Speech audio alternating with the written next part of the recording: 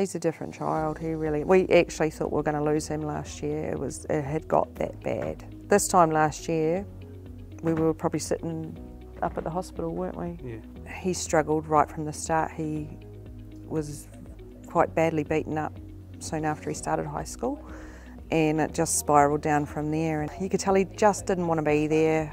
He was struggling, started running away from home and getting into drugs and things, didn't he? Mixing with the wrong crowd. And just school wasn't an option. He wouldn't go to school. Really, really depressed. So we had to do something because he still had to be at school. He was only 15 at the time.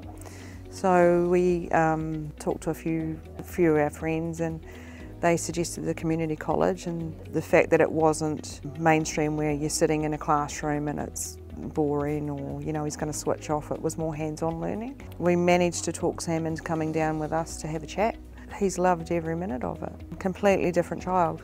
I think that type of learning suited him, where it was more hands-on learning. He wasn't stuck in a classroom.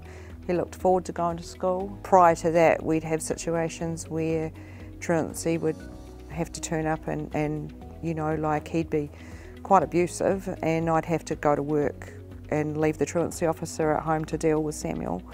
And I'd be crying all the way to work thinking, what's going on at home? To see him in that state to how he is now, so proud of him, so proud of him. And the fact that he actually wants to carry on with the college next year is, if you told us a year ago, we wouldn't have believed that this could happen. His tutor, she really did encourage Samuel and just was there for him all the time. There were times when he wouldn't go in and he didn't feel like going.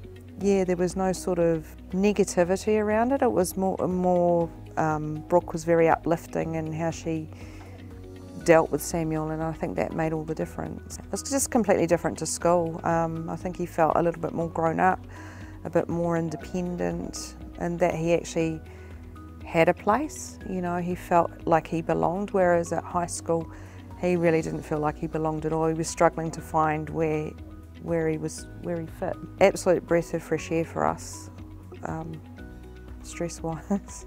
It's been amazing, and just to see Sam, he hasn't got his head down like this. He's got his hair cut now because he had really long hair, so he's not hiding behind his hair, and you can tell he's proud of himself.